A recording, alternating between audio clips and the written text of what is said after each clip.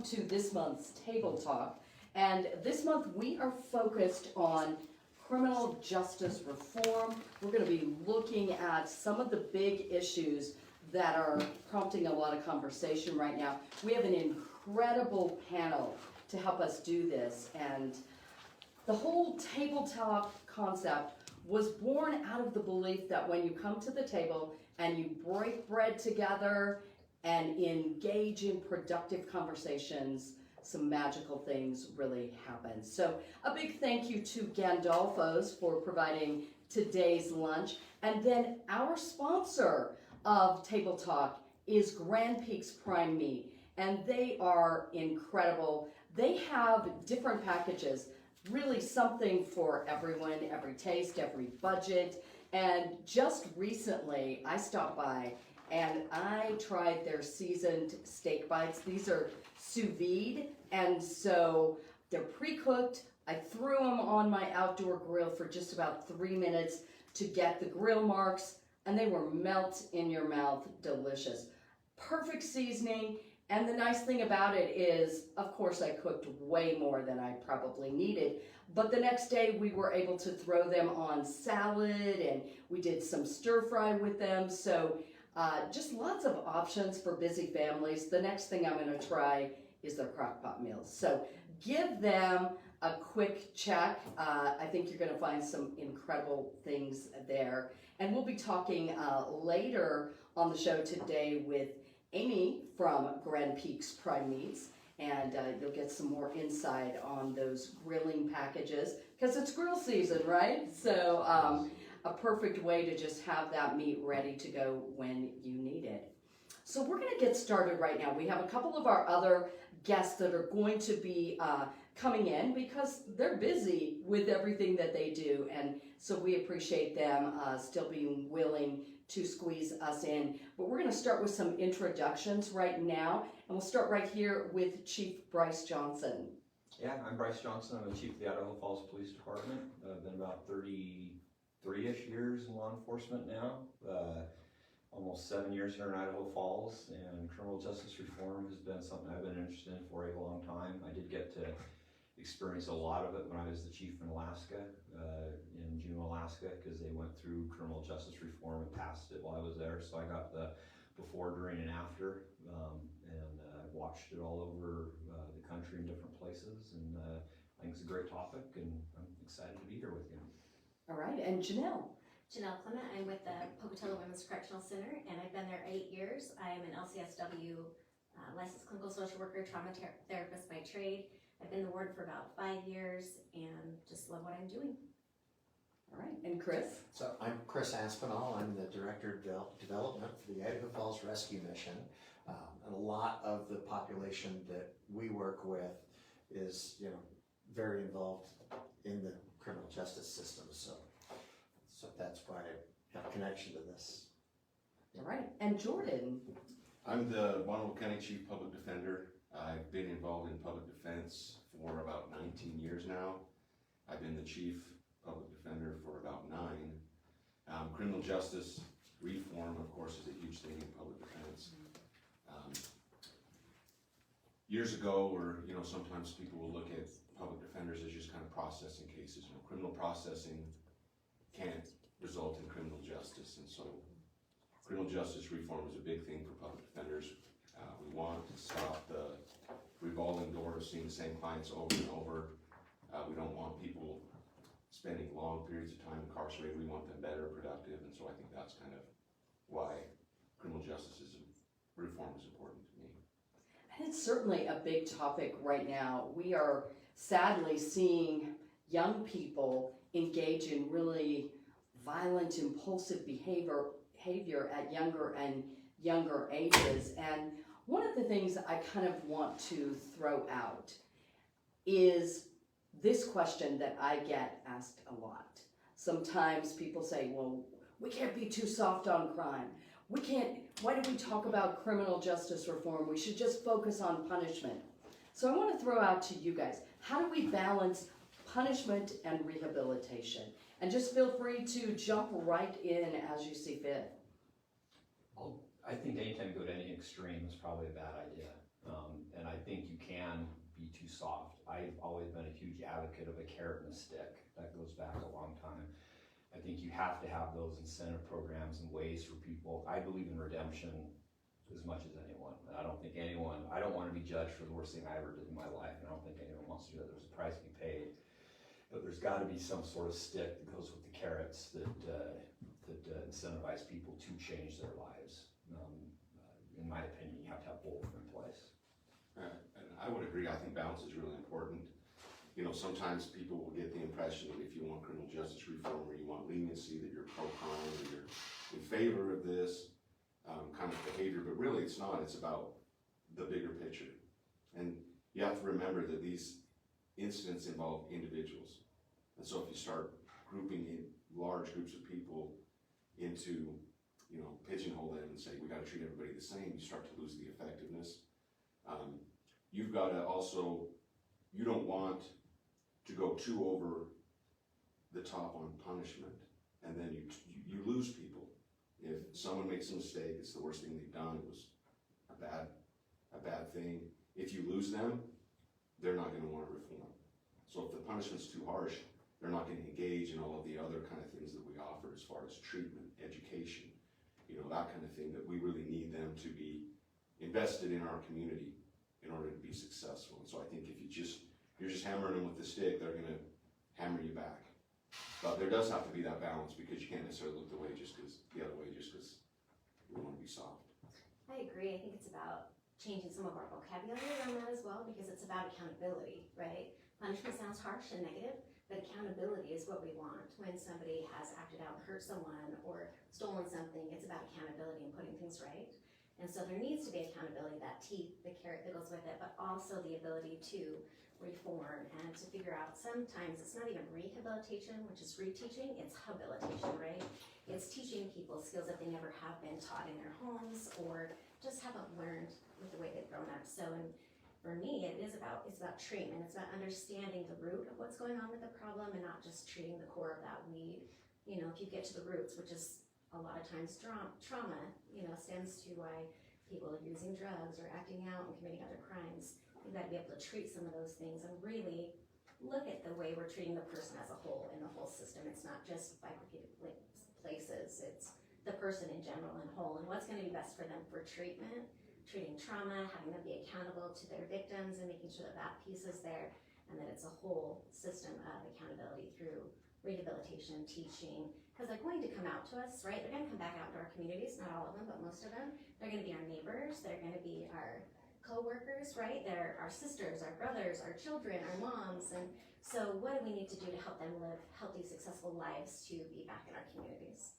And you know, Janell, as you and I were talking a couple of days ago, I love the fact that you hit on words matter. And that's something I talk a lot about on the show, the power of words. So I would love for you to share with everyone some of the changes that you have made in the words that you're using with regard to how you refer to people and what kind of difference that's making. Sure. If you are familiar with the system, it's been from prisoners to inmate to offender. There's a lot of labels that we've used. About 5 years ago, the Idaho Department of Corrections decided we were looking at language and that it matters and how you label people, right? I don't want to be labeled as the worst thing I've ever done in my life for the rest of my life. So we changed our verbiage, and instead of inmate, offender, prisoner, it's now resident. They reside in the custody of the Idaho Department of Corrections, and so they're a resident. We call them residents. Not everybody loves that, but it's just a kind of gentler way that I think refer to a person. Because when you can label someone, you get away from the person, you get away from what they did, and it's easy to have that distance. And so using language as a foundation of how to treat people, it helps us feel like there's more personalization, that there's more ability to get at the issue, to care for people, to help them do what they need to do to change their lives. Like where's the holes in their ship so that we can help plug those holes and help them move forward. And just really looking at the systems as a whole, it's a systemic issue that goes back years and years. And so if you can change that and not label people and look at the person instead, just all felons, all criminals, you know, it helps us be able to see people in a different light and not just treat them like you were mentioning, as like as a whole. I think there's a balance, like I said, 'cause I'm gonna have a little different perspective. Sure. Because, you know, if I look over the past 5 years in Idaho Falls, we've seen our crime rates go up. And now they're going up quickly, significantly. We're at a 25% increase this year to date. And so, there's got to be, I love the word accountability. And one of the downfalls, I think, of criminal justice reform is, on the opposite, we want to treat everyone the same. Like, we'll pass a law that says, okay, you can only go to jail if you hit this amount of money that you've stolen. And everyone else is going to cognitive rehabilitation therapy. And I've seen those laws put in place.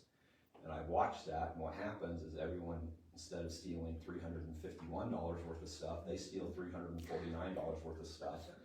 And it becomes systemic, and it overwhelms everybody. So anytime in any of this stuff you put, you try to treat everyone exactly the same, I've seen them fail horribly.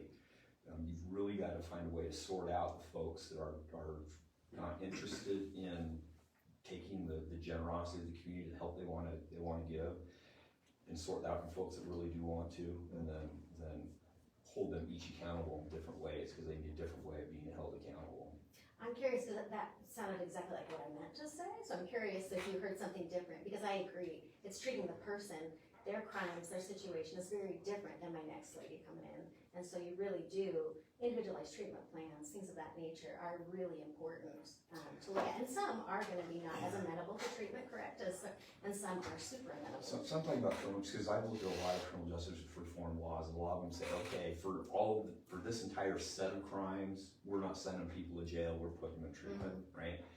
And let's say there's 1,000 people that commit those type of crimes, that treatment's gonna help a very small portion of it. The other 980 folks that are going to that treatment, they just got away with whatever crime that they were doing and went, fantastic, I'm going to cognitive therapy treatment, cool, do I get lunch with that, you know? That's not holding them accountable. And so there has to be a way to get the proper person into the proper level of accountability. Because the laws, in my opinion, that put those lines and say all of these folks, their jail is not an option. I'm not trying to put more people in the sheriff's jail. But that has that's the stick I'm talking about, right? We have this option of all these great treatment programs, and if you take advantage of them and you come out of them a better person, you don't have to deal with the stick. But if you have all those good programs without, and if you don't do that, you're spending 6 months, a year and a half, and you're gonna be in jail or whatever else. If you don't have that as a viable reality for folks, those good things don't do what they're supposed to be doing. I think we learned that through COVID, because the therapeutic courts, I think, quit working during COVID because there was no accountability, and so they just couldn't perform the way they were designed. And I think those laws can swing the other way as well, because we have mandatory minimums that catch people that could be rehabilitated with treatment in a relatively short period of time, 6 months, 1 year, and of course then phase back out, but judges handle it, and they have to put somebody in prison for 3 years, 5 years, and it really doesn't matter about the individual circumstances, and so it's tough to take away the discretion, you know, and you mentioned you have a different perspective, and so kind of my view of criminal justice reform, it takes everybody at this table, community partners, the prosecutor, law enforcement, the Department of Corrections, and if I have a strong prosecutor that's doing his job and having his piece and his say, and law enforcement is doing their job ethically, they're, you know, patrolling the streets, you're catching the bad guys, and we're defending them. If you put all that together and everybody's playing their part and doing it right, you're much more likely to get the right result at the end. It's when we start to see things get out of whack that we start wondering, wow, is an innocent person being convicted? Is a bad guy getting back on the streets because something happened? And so it's important to involve everybody. Community partners are great. Well, one of the things I've noticed, I don't know, but I've noticed that, and I try my best to be apolitical, but I'm gonna draw a line. So the further right you get in the political spectrum, you get to about right here, and the further left you get in the political spectrum, you get to about the same conclusion, but for different reasons. So, you know, in more conservative states, they look at criminal justice reforms, oh, we're gonna save money, because prisons, jails are really expensive, we're gonna save a lot of money, and we're gonna put people over here. My experience is that you're not saving money, you're shifting cost, right? You're shifting it from the state to the city, because we're having to hire more police officers and provide more stuff for the folks that are not being housed in a correctional facility. So it's not really a cost savings. If they really want that benefit of the good programs, it doesn't come cheap and it doesn't come easy. There's gotta be some desire and some will. You have to maintain the robust enforcement that's happening at the same time, because the carrots, again, without the sticks just aren't gonna work. I don't see a way to do it. As I've seen criminal justice reform argued state after state, I don't see a way to do that as a cost saving measure. I think this is something that actually takes some resources to do. One, and I apologize for stepping in later, I'm sure you covered a lot of things, but I think there are ways to look at revamping the things that we currently do, and I'll just give a couple quick examples. One of the things that I've been very impressed with is the IGNITE program, which is attached to the National Sheriff's Association. We were the 9th county in the nation here in Bonneville to launch that. And that stands for Inmate Growth Naturally and Intentionally Through Education. That's what the acronym stands for. It started in Genesee County, Michigan, Flint, Michigan. And when I was listening to the sheriff there talk about it and understanding all the things that Flint, Michigan is dealing with, about if it can work in Flint, Michigan, it can work anywhere, right? So we started looking at it. We adopt some of that into our office. We've just graduated our 8th GED graduate this year since September when we started the program. That's a historical record for us as an office. And so these individuals that are in the jail, it's not costing us anything additional to provide this programming to them. Puts a little bit more work on staff, some of those things, but it's really the right thing to do. And it changes the dynamic between the jail deputies and the folks that are incarcerated. It provides an opportunity for them to realize, the individuals that are incarcerated, that we're not against them, that we want them to be successful. With that being said, you can't encourage somebody to do better if there isn't an accountability measure. They have to understand that as a sheriff's office, we're going to enforce the law, but that doesn't mean that while you're with us, we're not going to work with you to hopefully get you to a better place. And with that, there's a lot of different pieces to the IGNITE program. One of the biggest things that we did that is costing a little bit of money, but we're using inmate funds to do it, is a program called The Solution. And it is a 12-step program that is based out of North Texas, is where it got its start. But what I love about that is it's run by an individual that came down this pathway and understands recovery, understands what he came through in his life, and now he shares that with others. So this idea of peer support or recovery coaching is extremely powerful, because for me to say that to somebody doesn't mean as much as somebody who's been through recovery, is actively in recovery, and can speak to somebody who's still in the throes of addiction. The addiction that we're fighting as a society is powerful, and we see people make horrendous decisions when they are addicted to substances, and we have to break that. As a society, we have to learn more powerful ways to break addiction, and opiate addiction is one of the worst out there. And of course, with the fentanyl epidemic, what we're seeing is just horrendous. There's certainly policy decisions that are being made at the federal level that are awful, and we're going to fight against that. It's going to take us a decade to dig out of it, so it shouldn't surprise us that we're seeing an increase in crime where the cartels have been involved. We have human trafficking that's off the hook. We're going to continue to see that. There's a lot of things that are happening that are failing at that federal level that's going to reverberate into the local jurisdictions.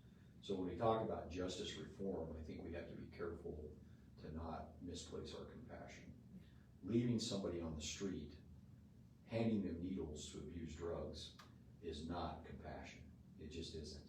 We have to say, look, we care enough about you that we want to get you into recovery. Now, with that being said, we all know that the person has to make that decision.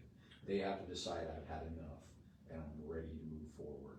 When they do that, we have to be ready as a system to say, we have all this for you here. Now that you're changing, that your mind is turning, we're ready for that, and we can help you move forward.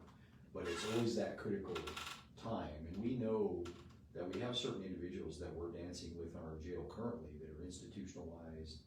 A lot of them are young males, and we know that the most recent data I've read on it is that they're not fully developed mentally until they're about 25 years old, right? So it shouldn't surprise us that we see 18 to 25-year-old males that they just don't get it, right? They're not thinking correctly, and then when they hit that range, then perhaps we can divert them out of the system.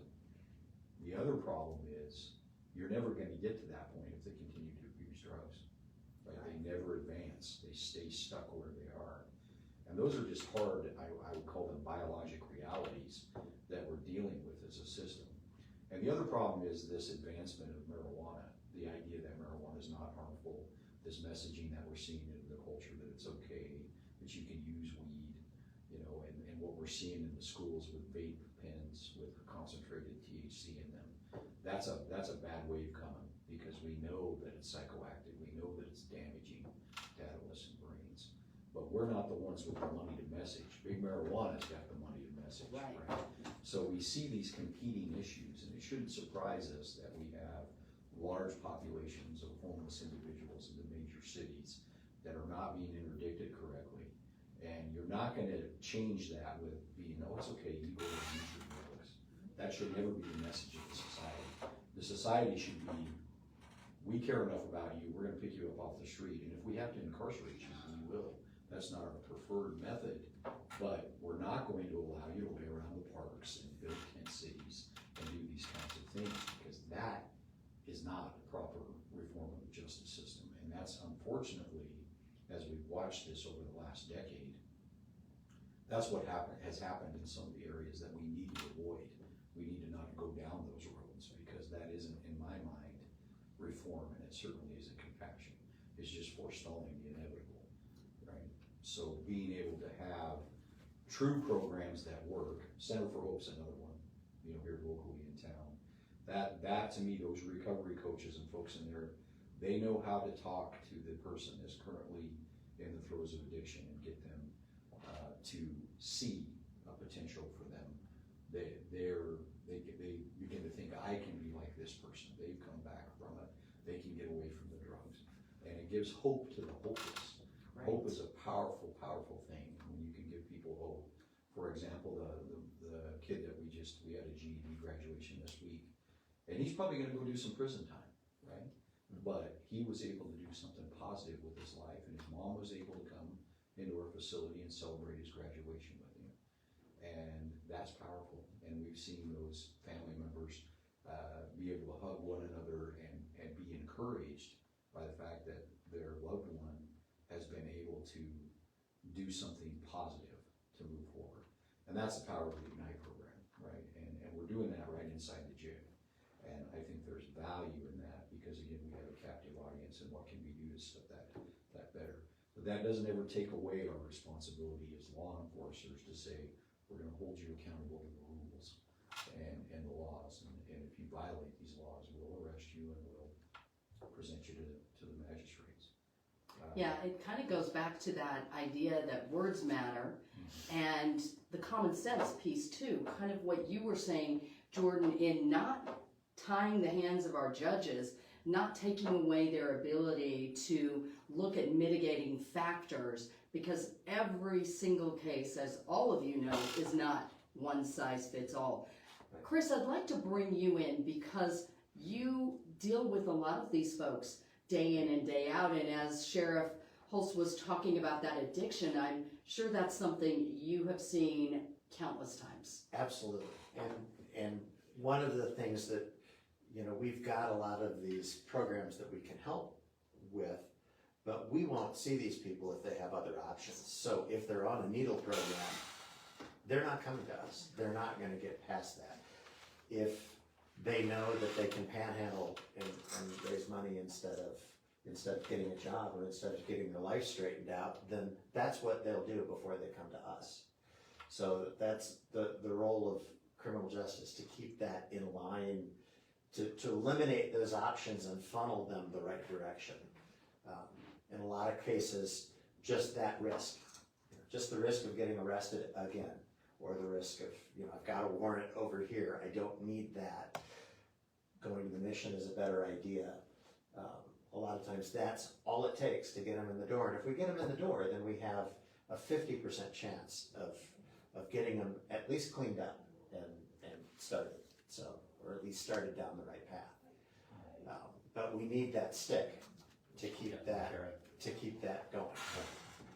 Maybe a better word than stick would be kind of an external motivator, right? Because some people, they're not motivated to change. They're comfortable. They don't know. Maybe this is a fourth, fifth generation situation. Right. Grandma and grandfather lived like that. Dad and mom are homeless. And so they're kind of trapped, or they just don't even know. And so they don't have an external motivation. So sometimes the criminal justice system can step in and provide that external motivation until that internal motivation kicks in. And that's what the sheriff was talking about. Once that internal motivation kicks in, Right. you can start to kind of release that external motivation doesn't have to be quite as much. And they're doing it for themselves or for their family or for their community. And that's where you really see the change or the buy-in. You know, and that's where that compassion comes in. That sometimes they're not willing to accept your compassion without a sufficient external motivation. I've talked to, and you probably have too, I've talked to dozens and dozens of recovered addicts. We used to run a Facebook series that we did of Recovery Wednesday, and we bring a recovered addict, they come and talk about it. And they all had a similar story, right? At some point, someone held me accountable for what I was doing, and that caused me. It's an age-old saying, carrot and stick. Yeah, I know. Words matter. If we want to change the wording, I'm not going to argue that, but someone held me accountable for what I was doing, and then it caused me to want to change. And until that happens, until people are held in terms of that accountability piece, I was gonna mention, I love Idaho Falls, I love Bonneville County because it is an incredibly compassionate community. We have a drug treatment option for people that are addicted that doesn't involve arrest. We fundraise, we have money to help people get into treatment. And so all of our officers know that they can just take people directly to treatment and they'll never get arrested. We have a post-arrest drug treatment option. After we arrest them, they can get diverted into treatment before we send them off to the prosecutor. There's an option, once it goes to the prosecutor, that they can delay prosecution and go into drug treatment instead of that. Then there's another option if they want to go into a therapeutic court. At every step, we're trying to get people out of the jail and out of it and into treatment, because that's our preferred solution as well. We just need to hold those folks externally accountable that choose not to take advantage of those great programs. And I love the fact, Jordan, that you brought up this generational cycle, because I think we see that. And you guys all probably are seeing, family members, different generations cycling through the system. So it really does become about trying to find a way to break that cycle. And Bonneville County Prosecutor Randy Neal is here. He's been able to join us, so I'd love to throw it to you, let you weigh in on this topic of balancing the rehabilitation with the punishment. Well, I think the mistake you make in a lot of these criminal justice reform movements is that you're creating one category. Addiction is a big factor, but it's not the factor in every crime. And so we have 5 criminal justice reforms we need to do. And it's a different approach for somebody who comes in with simple possession, and it's a different approach for somebody who comes in who has criminal thinking, who's antisocial, and that's sometimes generational. Their norm is that the law doesn't apply to me, and I don't care who gets hurt. We focus on, frankly, those folks. What we try to put the stick, the external motivator on is really for us is the protection of society from those who are the worst. But that's about 10-15% of what we see. A significant amount of people, especially in the felony courts, are drug addicts, but there's a difference between drug addict and drug dealer. There's a difference in misdemeanors. We get thousands of misdemeanors. And so a lot of our misdemeanors are folks that are cognitively underdeveloped. We have, our murders. we have a mental health issue on the majority of what we're dealing with right now, at least some kind of element. So, if you look at how you would deal with someone who has an addiction, that's gonna be different from somebody who has a mental health. That is something that is not acute, but is something that is chronic. You're gonna have a different circumstance with somebody who has a cognitive challenge, who can develop. You definitely see in criminal realm, here's all of our folks that are in their early, 20s versus the number of people that are incarcerated in their 50s. I mean, the group that we're dealing with is in that 20s and 30s, because by the time they've dealt with that kind of instability in their life for that long, they get tired of going to jail. They get tired of paying half of their money to the court system.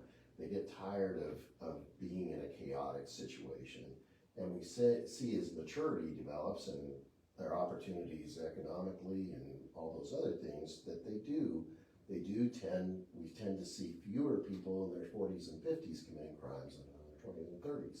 But again, that's a subset. We certainly have a group, and pedophiles, sex offenders, violent individuals who, to apply that pendulum swing all the way over to, we don't want to put people in prison, to everyone categorically has been a huge mistake.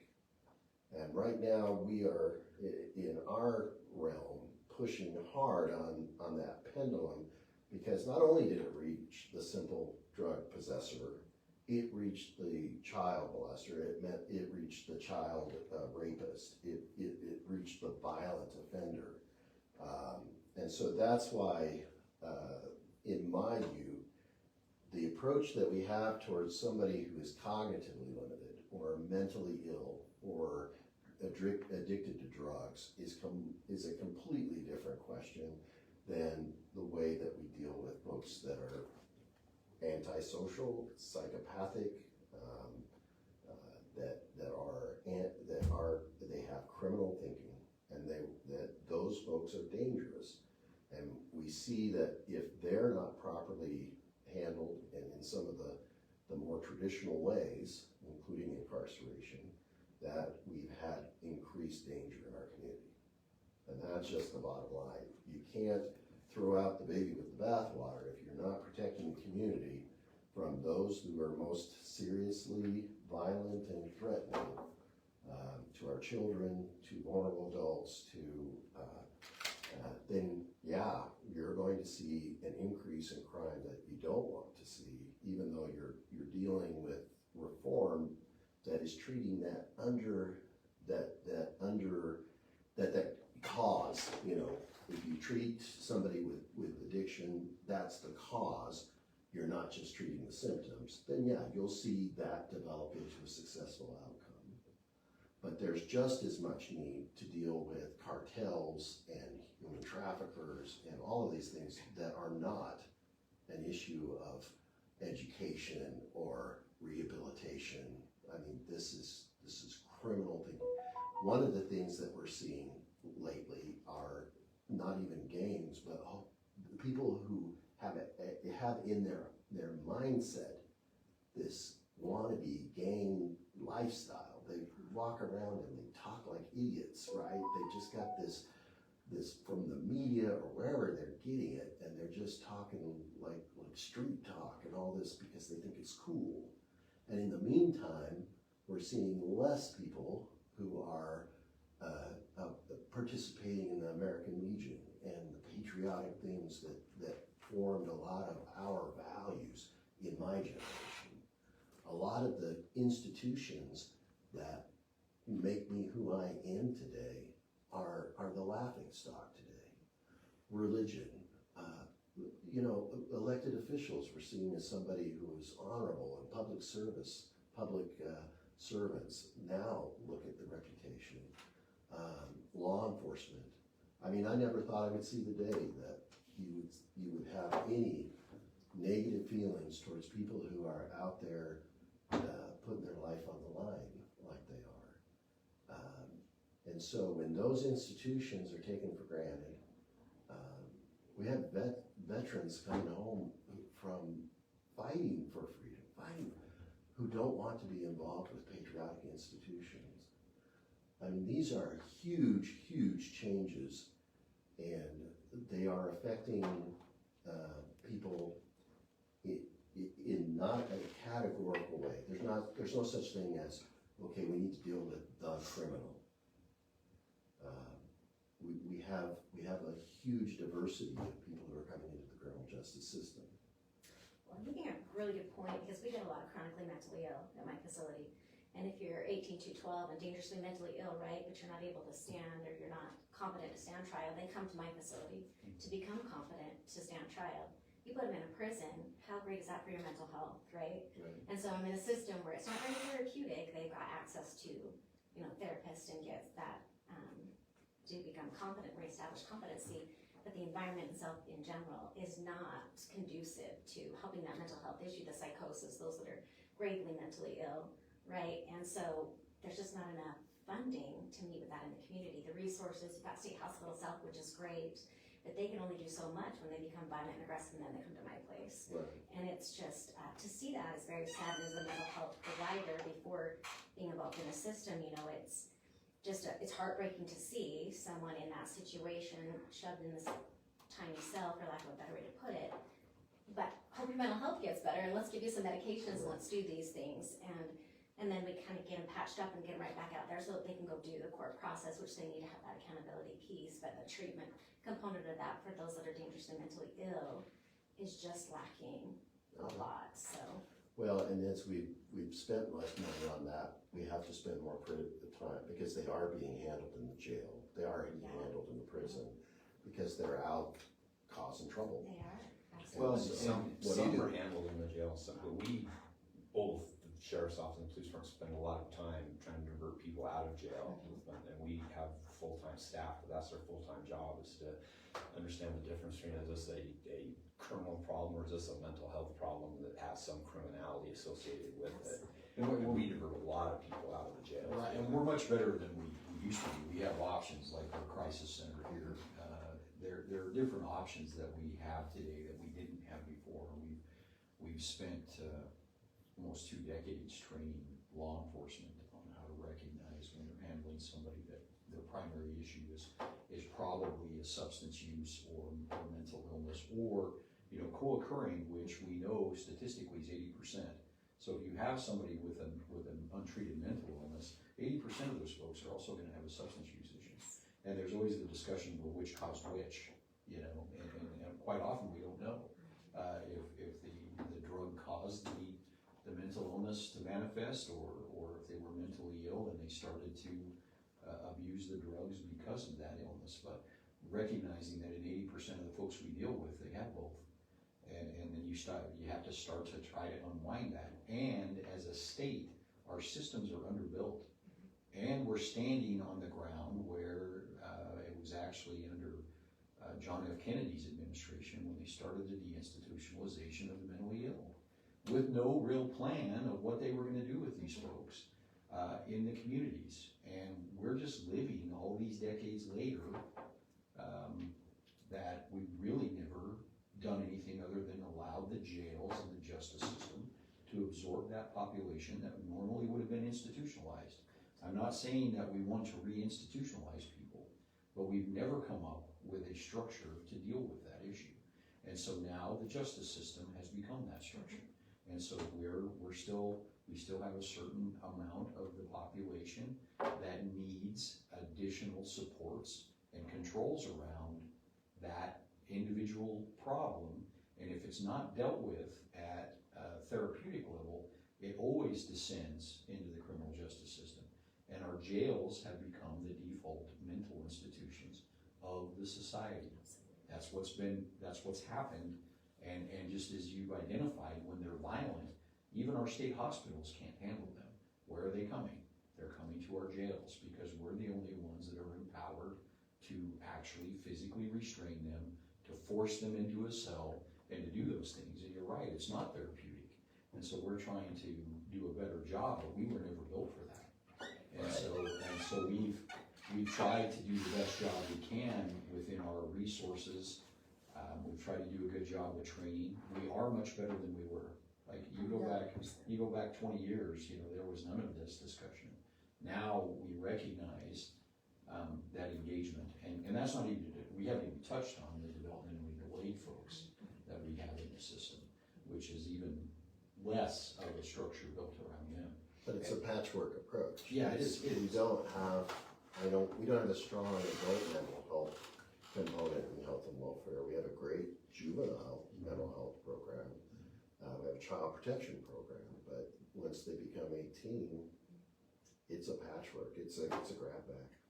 And we have gotten better, and I would argue that, you know, this is inside Region 7 and even Region 6 as well, but Region 7, I would argue, is one of the best regions in the state as far as for firing on all cylinders. When you look at the crisis center, when you look at the Center for Hope, all of those things that are in place, and the way that we coordinate our problem-solving courts that have been training areas for the other parts of the country, the drug courts and all of that, going back decades. We really are doing a good job here, but it doesn't get us out from under what you brought up, which is this, you know, we have to recognize that there are forces out there that seek to harm our way of life to make money. The cartels are those, right? And they're pouring drugs in here. They're human trafficking of people that are undocumented and don't feel like they can contact law enforcement. That's going on in our community. All these things, and that border being handled the way it's been handled by this current administration is reverberating through our country. And it's going to take us a decade of sound policies to dig out from under what the last 3 years has built for us. And I'm really nervous about what that looks like going forward. I don't have current data for this year, but last year we seized 117,000 fentanyl pills. The two agencies, Idaho Falls Police and Bonneville County Sheriff's Office, just in our jurisdictions here. You know, and that just gives you an idea of the level of problem. And we still see overdoses, and the only reason our death rates are lower is because of Narcan being prevalent in the community. Those are real realities, and those individuals that are abusing drugs like that, they're not going to be stable. You know, they're gonna continue to have issues and problems, and so we're trying to fight all that back. And you have a lot of policy decisions being made at the national level. They're talking about placing marijuana as a Schedule 3 drug, I believe is what they were discussing most recently. So at the whole time we're saying, hey, this place is on fire, they're continuing to do things to double down on what I think are nonsensical policies. And that's not going to get us to an accountability level that we need at the local level to ensure people have the best lives possible.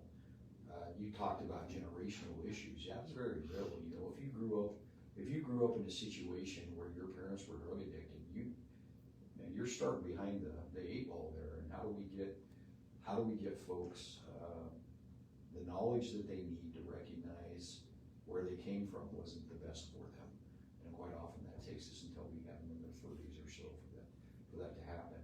Well, we've been on the front lines of that fight for a long time as organizations, and I think we're doing a good job. Can we get better? Absolutely. We can certainly get better. But we need a coordinated system that starts at the federal level, and the states need to recognize their responsibilities in that. And I have been present in the room when people are arguing whether or not this is a local or a state problem. And my answer has always been yes. It's both. Right? You can't point the finger and say it's somebody else's job to do this. Everybody needs to, you know, take control of part of the tent that they've got to hold it down. And I think we're doing a good job here in Bonneville County, all the agencies involved. And that doesn't mean it makes the problem any easier. And every day I could take you over right now today and show you somebody whose primary issue is they're mentally ill and they're sitting in a hot old cell in our jail right now. And it's gonna be that way. And yet when they're in a hospital, they can be, or I should say hospital with some kind of treatment setting, they can be dangerous to nurses and staff. And that's the constant quandary. We know they're not fully responsible for some of their decision making. On the other hand, you can't expect a nurse or a staff member to come work to be a punching bag. And now, so we've got this it's conflicting, so how do you balance the interests there? And that's the struggle. And one of the things we're doing as a sheriff's office and as a community is we're adding that special housing unit, right? And the reason we call it special housing unit is purpose designed for dealing with folks with substance use, mental illness or co-occurring, and also the medical issues that we handle. We got a lot of folks that they're incarcerated, but they have a medical issue, and we have to continue to hold them because the system requires it. And we can't just turn them loose, and so now we got to deal with whatever their medical issues are. And being able to do that inside the facility without having to send them out to the hospital consistently is also a value, long-term. So that's the purpose of that special housing unit, and it should be finished in November, and we're excited about that. I invite everybody over. We're gonna do some public tours of that when it's completed. I mean, it's still a jail, but we tried to design it in a way that makes it better for the inmate and better for the staff to handle folks with some of these other issues, whether that be medical, mental health, or substance use. So This is where change happens though, is these community conversations like you're talking about, and it's nice to see everybody at this table who truly has an investment in having our communities be better, doing right by people, and hitting it at that level instead of just the opposite end of that, like you say, just punishment, just that. It's a two-pronged system. And don't you think there's a lot of misconceptions? People often, I think it's a defense mechanism. They don't want to believe that it could happen to them or anyone they love. So it's, let's just say that only evil people do this, but there's so much more to it. I remember years ago, I did an interview with an advocacy group out of New York, and the woman said, the road to prison for many of our clients begins at birth. And I think sometimes, we're a community where we talk all the time about the power of family, and family is everything. But we also have to consider that nothing else can really compensate for failure in the home. And so we need to be doing what we can to strengthen families and to recognize. So that's a question I'd love to throw out. As we're sitting here at this table, what do we do to reach those at-risk young people who we already know are at risk of funneling through the system? What can we do to intervene, to give hope? Yeah, in my experience, I had a foster kid who was definitely, the paradigm was rough. You throw everything you can at a child, you create a normal for them, and then you have them hope that they can have everything that a normal family or the educational opportunities, the occupational opportunities, the employment, all of those things that would be a stable, happy life. But often there's just a self-limitation that I don't belong in that life because of where I start from.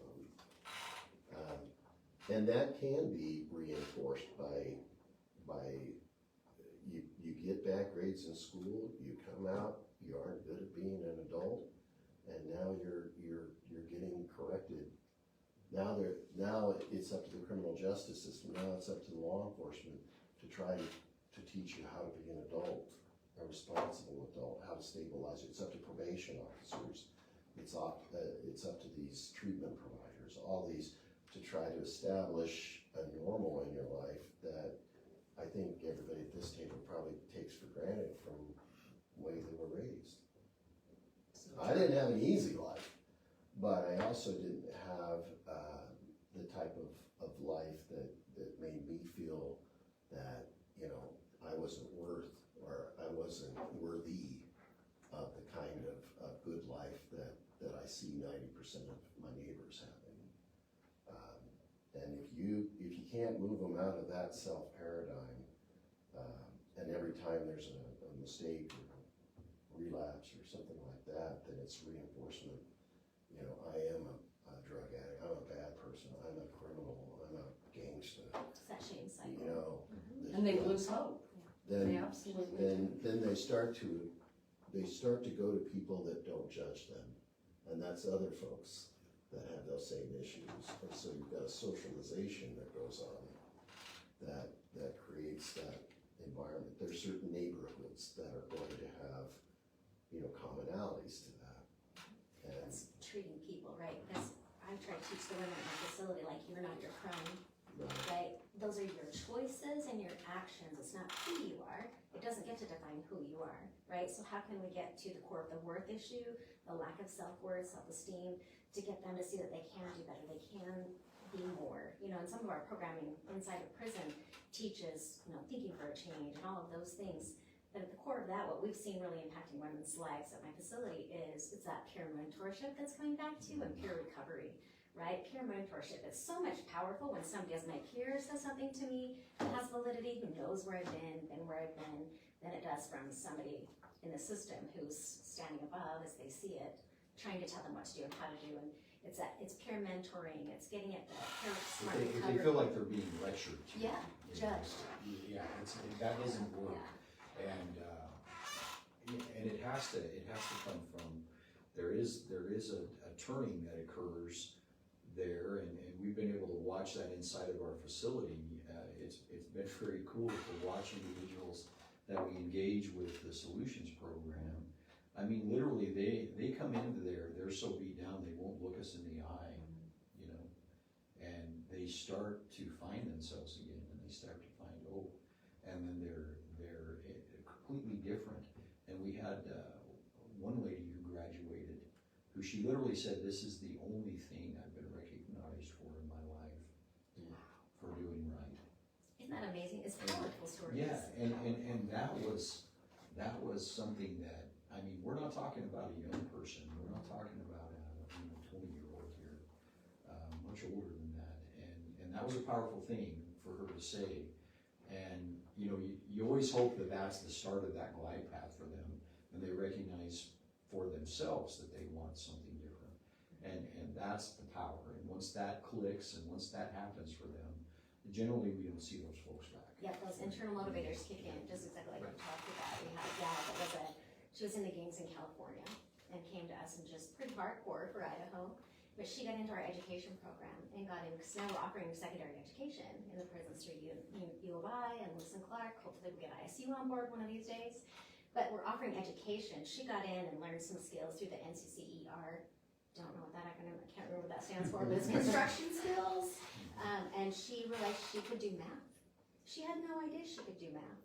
And she felt successful. She got her NCCER certification, and she can go out and get a better, higher paying job that will actually give her some skills instead of waitressing or hoteling, different things like that, where you're not making that much money. And so she was so excited and had her self-worth from realizing she could do that. And then she brought other people into the system to help them with their issues, and that seeing someone have hope that they can do things and discover that maybe they are smart. They weren't that piece of garbage they thought that they grew up being, and giving that internal motivator to do better, be better, is really contagious with them. And just, it goes like wildfire. And when they see others, Yeah. that they felt like, well, that person came, from the same place I'm at, and they understand, and that's where that peer mentoring is so powerful. And several of the ones that we've talked with, they want to come back and be peer mentors eventually. And we've had a couple that actually left the jail and came back to graduate with their group, and continued, because they can join us online, and they continued the program from outside the facility. The judges took notice when they started asking to stay in jail longer so they could complete the program. That was unusual. That was new for us. That was unusual. Well, and so I think that means we're making a change. But to answer your question about the communities, there's lots of levels to that. One of the things that I'm still very proud of is our DARE program, and that's one of the things that we do that I think starts to talk with kids at a younger age, 5th grade, about staying away from drugs, not letting violence enter into their way of thinking. I think that's powerful, and it's valuable at that age, because they might be in a home where things aren't going well, but maybe they can begin to become a force for good in that environment. Help break that chain. Yeah, help break that chain. And I think the earlier we start, the better. And one of the interesting things is we have on the tablets inside the jail, all of our communication is done over a tablet network for visitation, et cetera. We leverage that technology to put educational materials on there. And one of the very most popular programs is about parenting. So we have folks that are in the jail that are trying to learn to be better parents. Anything that we can do to empower those folks that are struggling in the justice system to become better at parenting and to start to break that cycle, I think is important, because a lot of the folks that we have in jail right now today have kids that are being raised by someone else. And how do we, I honestly believe that, generally speaking, that biological parent is the best person for that kid. When they end up in foster systems or they end up being raised by someone else, unless they're lucky to have a grandparent that helps them. Ideally, getting those parents empowered to be the best parents that they can be to help break that cycle, I think is so important. So anything we do as a society that helps that, I think is hugely important. And it's a tall order, right? Right. If you have a Well, parent that's drug addicted, that's a big issue. That's the complex nature here. We can't talk about getting them on the glide path. We've got to talk about the 15 glide paths they're going to have in their life. Some of these solutions are going to be third generation from now. You know, every generation improves, and you hope that finally works into a generation where they don't have that same challenge to begin with. Those are societal, community, and family-based. Government is not good at that. And the criminal justice system is a government institution. We can't get involved on those kind of complex, long-term, multi-generational. I mean, that's something that you know, the community and families, and that's where the solutions lie to our crime problem. And maybe it's more mentors and thought leaders stepping up Well, there's a to offer partnership. hope. There's a partnership there. I won't say we're not part of that. So we can't do it alone. It is a societal thing, but I think we do have a role to play in it. And I think that's the basis of community policing. But you know, I was listening to all the different things, and it is there. I've worked in multiple states, right? I've been around a little bit. This is a very compassionate community. Not a perfect one. It's got lots of flaws, and trust me, there's lots of bad people doing bad things here too, but it's a compassionate community. There's lots of programs out there. Our employee association was actively trying to find kids to pay for their sporting fees, because sports or things like that can often help people get out, and they were soliciting folks. And we sometimes fall over ourselves to try to find something. Like when we're doing shop with a cop, I mean, and there's 5 or 6 other things, we're kind of fighting over, no, we want to help these people. No, we want to help these people. You know, and the challenge is, in my opinion, is getting folks that ought to be in those programs to go to the ones that, I wouldn't look to create a new program. There's lots of them all out there. The challenge is matching folks up and getting them into the program and finding a way to externally incentivize them to take that up, because it is a compassionate community, in my opinion, that wants to do good for folks.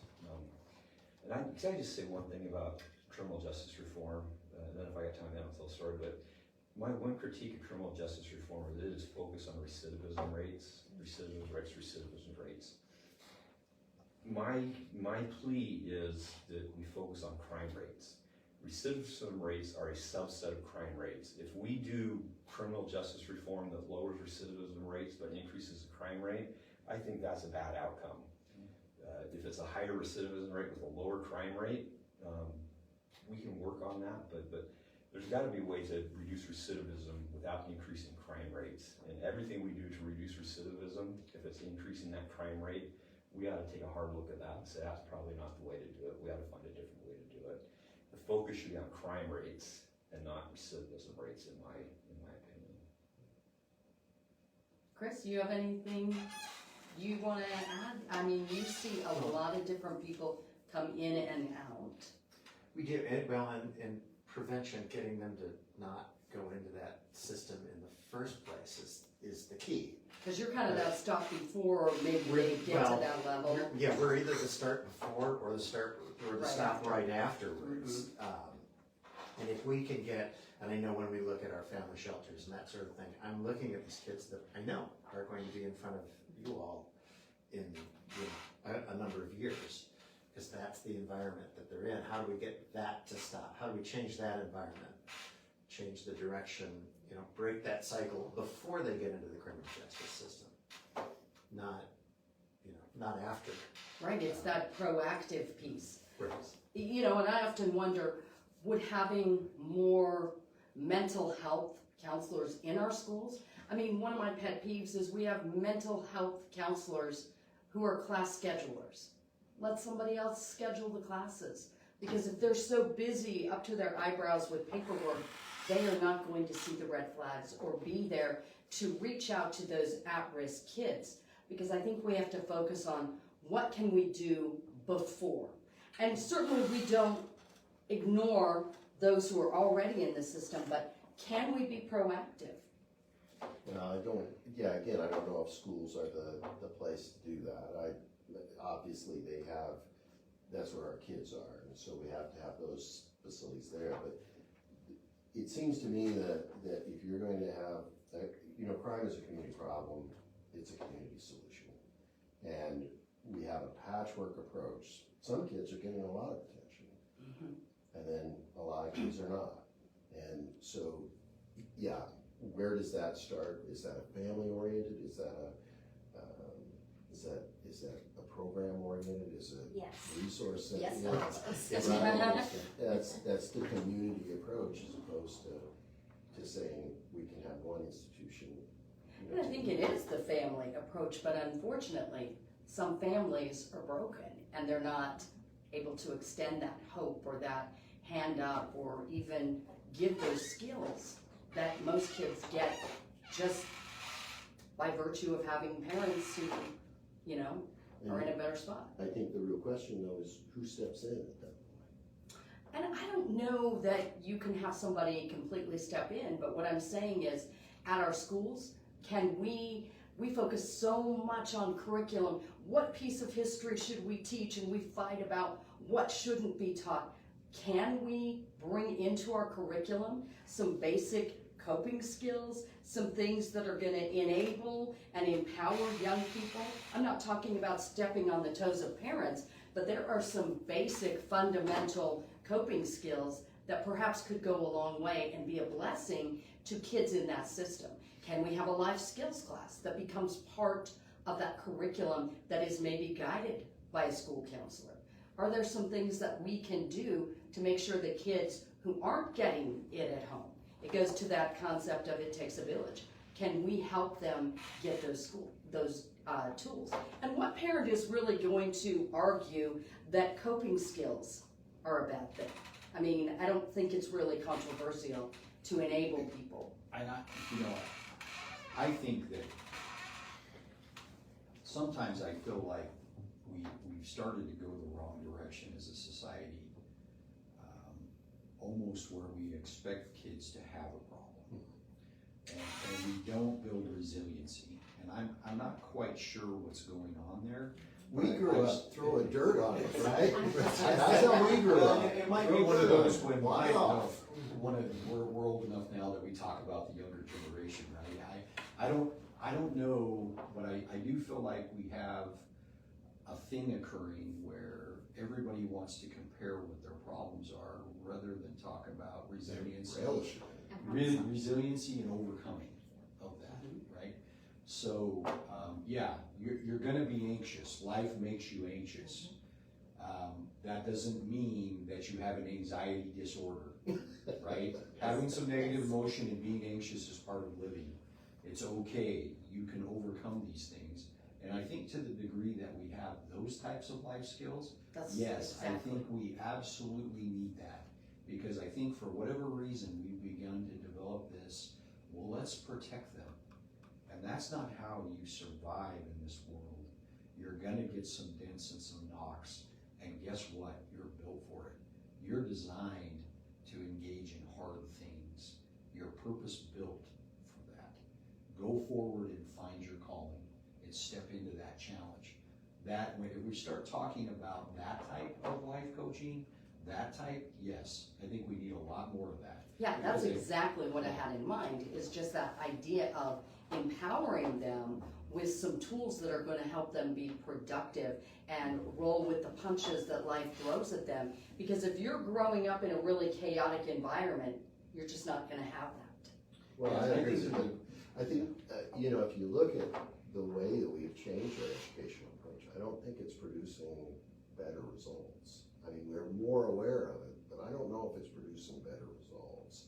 So what is the answer? I don't know. And at the same time, I think we also have to recognize that in that educational setup, you're gonna have folks that really do have serious issues, you know, that maybe need a specialized education program. You know, I don't wanna minimize what our schools are dealing with. Right. You know, you've got a lot of pressure and a lot of demand to meet the needs of those students that can be diverse. And so I think we need to support that educational structure and system, but at the same time, I think we wanna be careful in encouraging lack of engagement or lack of resilience. We have to encourage resiliency to the level. What built my self-esteem is success. And so, you know, we've done away with a lot of things like that. I mean, we're getting into really a broad topic here. But I think that really does point to the question of, are we going to see a change in crime? Are we gonna see a change in our communities being safer? Are we gonna see that unless we do look at all those categories that lead to crime? And there are a lot of socioeconomic, there can be, and that's a perfect example. If I'm not ready to be an adult, I'm gonna commit crimes. I didn't do well in order, following the rules in school. I'm gonna come out, I'm not gonna have mom and dad, I'm gonna be out on my own trying to fulfill my needs in my life. And if I am not prepared for that, I'm not gonna do well, and I'm gonna break laws, and I'm gonna end up having even more complex problems. But, you know, ultimately, you know, as broad as those topics are, I mean, we don't have a single approach. The criminal justice system itself is not the answer to criminal problems, right? We are part of it, as the chief was saying, but ultimately, you know, we're talking about a varied, diverse group of problem folks that we see on the law enforcement and criminal justice side of things. It's just not a one-size-fits-all fix. And one of the things I always worry about, because I try to be balanced, and maybe I'm not, but every time we try to say, well, it's all society's fault that these folks are the way they are, they're a product of their family, and I know there's some truth to that, but hear me out a little bit. People, I think, still responsible for their own decisions, their own choices. You know, we've all had different upbringings. I shouldn't say this because I'm looking at the live stream Facebook, right? I committed my first felony at about the age of 11. Most of my friends I grew up with, I did disclose it in all of my background investigation, right? Statute of limitations is around. And my second one was not too long after that, right? Most of my friends I grew up with ended up in jail also, at least for some period of time. But not gonna get my family because I love them and I don't want to talk about that, right? My point being is that and it's not pull yourself up by the bootstraps, that's what I'm trying to say, but as individuals, we are also responsible for what we do, regardless of whatever crap life is thrown at us, because everyone in life gets that. And so I do think we need to spend some time working on those problems, but not to the extent where we allow that to not hold people accountable for when they make their choice to do something that is harmful to society. There has to be individual accountability that goes with the societal accountability. It all has to happen at the same time. There's got to be a balance. The consequences of the decision. There's got to be consequence. We do need to work on that, but that's not an invitation. We'll do whatever. Gosh, you got a hard life. Go ahead and do whatever you want to do because you got a hard life, and so you get to act differently than the rest of us. That can't be the way it goes because we've all had hard lives. I think that's actually what's caused a lot of the large problems that we have in the major cities, right? Is that, well, it's okay, you can have a tent on the sidewalk and use your drugs because you had a hard life or you're drug addicted. It's the exact wrong direction. We have to call them back to their responsibility as a citizen. We have to call them back into being members of our community. We have to call them back to taking on that calling that they were, that they're here for. They gotta take They it gotta serious. figure out what that is, and when we talk about the individual, yes, that's what matters, it is that individual, and if enough of us sit down and don't do what we're supposed to do, then you don't have a society anymore, right? So, Ants on a rock. so we have got to encourage, you know, and I've been in big cities where you've got somebody who's laying on the sidewalk, no shoes, and people just walking past them like there's not a problem, right? And to me, that is lack of compassion. That is lack of caring. We should pick them up. We should say, you're a fellow human being. We are not going to allow you to do this. The society cannot. We're going to provide pathways for you to come back. And if they choose not to, then we will hold them accountable to the law. Right. And we have no other choice, because if you don't do that, then pretty soon you don't have a society anymore. It's so true, and unfortunately, we are almost out of time. Time just flies. But, you know, we're kind of back to where we started, and that is the idea of how do we balance it all. And I think that so often there's a lot of stereotypes where people think we have to be really hard on people and make their time behind bars as painful as possible. But the real punishment is in losing your freedom, just being locked up. So what you were saying, Sheriff Hulse, about having a captive audience, I think is so important. They're there. And the Ignite program is providing them an opportunity to pick themselves up and maybe learn something that they didn't before. And Janell, as you were talking about, just that idea of helping people understand that their crime does not define them. Because you know what? I think human nature is such that we all do better when we know that people believe in us. And for a lot of these people, they've quit believing in themselves because they've been getting a lot of labels and mud thrown their direction. And so when we talk about this part, this compassion, this hope, it isn't to say that we're not going to hold people accountable, but it's let's think outside the box. And what can we do? Because as you indicated, a lot of these people, Jordan, are going to come back out. They're going to be, Janell, you said it, our friends, our neighbors. They're going to be there. So what can we do to help them? And I think I want to go to something you said, Jordan, that I think was really powerful at the beginning. And when we talk about criminal justice reform, there's a lot of talk about mandatory minimum sentencing. I've made no secret. I don't believe in mandatory minimum sentencing because it takes the discretion right out of it. I want to give each of you, as we're closing, just an opportunity, because I know you've had experiences that have probably shaped how you see criminal justice. So we don't have a lot of time, but I want to give each of you just an opportunity for some final thoughts on this subject. You can go where you want to go. We'll start right here with you, Jordan. Put me right on the spot, final thoughts. First, I just wanted to say it was an honor to be here. I'm glad I was invited. It does take everybody in the system. I've talked with the sheriff before about this. We have to work together to do it. Everybody has value. Whether that value comes to them while they're incarcerated, suffering consequences, or while we're getting them help, and I think that's what we need to remember. It's easy to see in the media, you know, this happened, and jump to conclusions and get your pitchforks and your torches and you know, forget about the humanity. And I was at a presentation recently, and one of the speakers said that with knowledge comes understanding, and with understanding comes compassion. So I think if everybody listening, watching out there, get that knowledge, gain that understanding, and then that might start, maybe that'll head us in the right direction where we can find some answers to some of these tough questions we've been talking about. Beautiful. Thank you, Jordan. Thank you. And Ben, I wanted to also thank you for having us and putting this group together.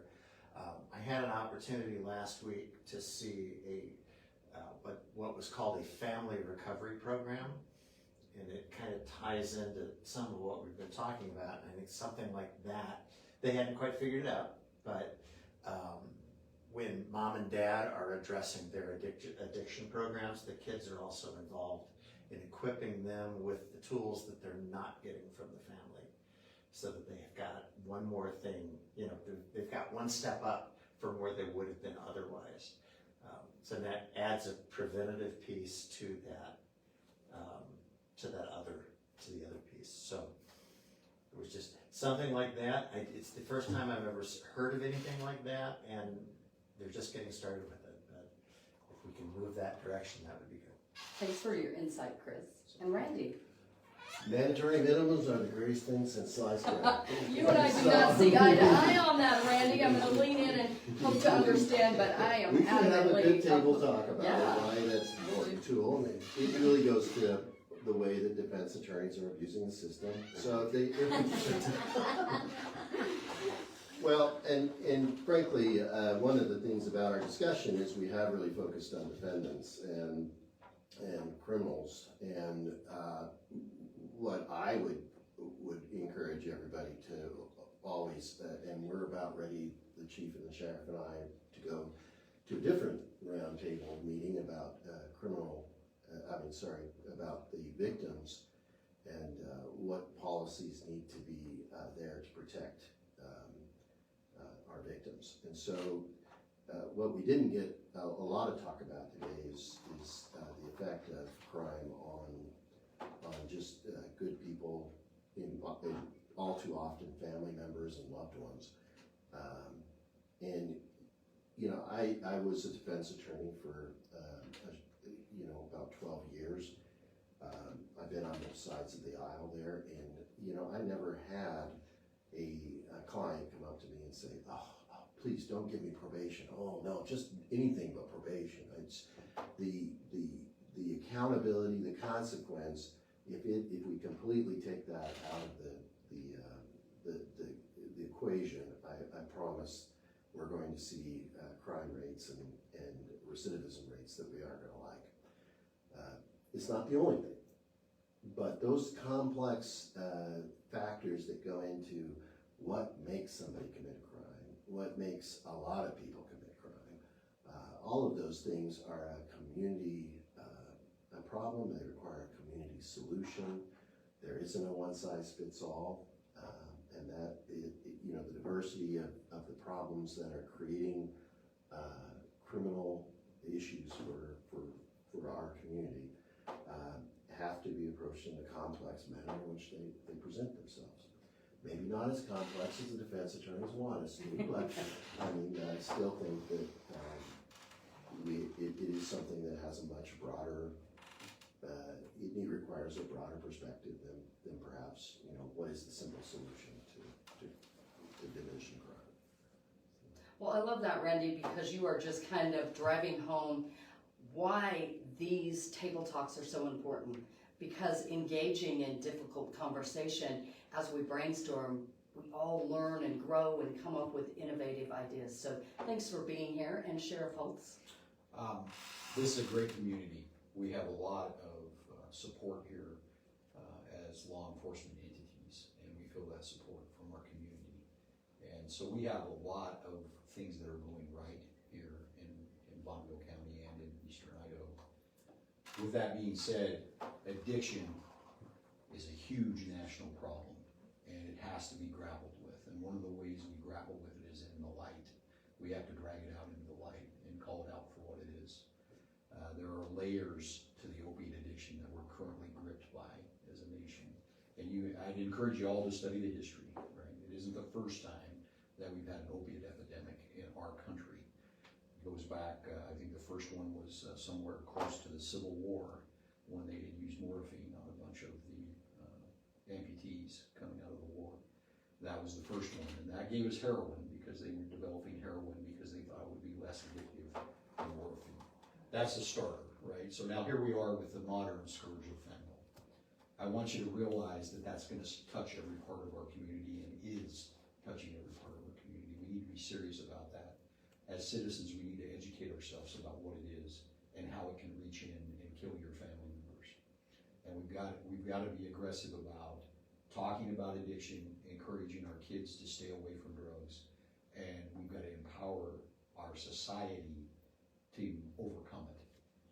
So that we can't be victims of the cartels because we're not a drug addicted society. But right now we are a drug addicted society.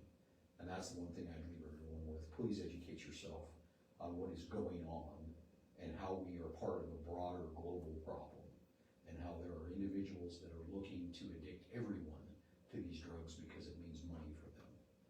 And that's who the mandatory minimums are designed for, is to go out and take out those cartels and to make Idaho a place where if you traffic in drugs, you know there's a hammer coming, because those are the people that are victimizing everyone, including the addicts. But we have to have a real discussion about addiction, and we have to recognize that it can touch anybody. Right. And have that honest discussion. So that's what I will leave with this group today. Thank you for sharing that with us. And Janell. Great comments already. I mean, I just wanna say, you stole a lot of my lines, so now I'm coming up The one with about some the to talk defense about. attorney? Maybe We're not. just joking. You're all friends. But it really is about education and educating yourself. I did an interview with Nate Eaton a while back and mentioned that we call them residents instead of inmates, and boy, the hate that came for that, and the hate that came for me, and it was fascinating to read it and watch. But we also, the victims are important. I'm so grateful you brought that up. And up there at my facility in the prison, we're helping them, teaching service. We do drives where they have like a pizza drive, and they donate half the money that we get for pizzas. It's given to charity. And so we're teaching them how to serve, what does service look like? How do you give back to those that you've harmed? And I think that's a key component that sometimes is often left out. And having empathy, right? Like understanding, what does empathy look like? How can we encourage that? How can we make society overall a little more emotionally intelligent to understand what's happening and to want to learn? And it could be anyone, whether, you can't say it's not me and it doesn't touch me. It could be you're driving down the road one day, you drop your phone and you accidentally hit and kill someone. That's not an intentional crime. Does that make you a felon and a criminal now and a prisoner? No, right? Actions, not people. And so just remembering, have some compassion for others, and to get educated about the system, get educated about what addiction is, get educated about what we're all doing. I think as community members, it's all our privilege and right to get involved and to come up with solutions. We've got to be more problem solving and solution oriented instead of wanting to point fingers and blame, because blame does nothing. So true, and you're exactly right. When you start talking about compassion in the criminal justice arena, there are a lot of people that don't understand why compassion belongs there. So I appreciate you sharing that, Janell. And Chief Johnson. Well, now I'm scared to enter the minimum maximum. It's okay, we can have hard I'm conversations. an officer that every law I'm aware of has a maximum sentence. I'm unaware of one that doesn't have a maximum sentence, so putting a minimum on a couple of them, I think that still gives you still gives you some discretion there. They're just setting the ballpark. But my whole point on criminal justice reform is got to be balanced. Avoid the extremes, in my opinion. Both the extremes, I think, are dangerous for different reasons. People have to be held accountable for their bad decisions when they break the law. They have to be held accountable, have to be consequences. But there's got to be a path forward for them also if they so choose to take it, so they can recover from that and come back to society and be great human beings, because they're still human beings. There's got to be a balance there. Both have to occur. Thank you so much, Chief Johnson. It really is about balance, and we're going to continue to have these kinds of conversations every single month. A great big thank you to our sponsor, Grand Peaks Prime Meats. Amy and Bob are here, and we sure appreciate them. And be sure to check them out. They've got packages for every taste and every budget. Thanks so much, KID crew, for being part of today's Table Talk.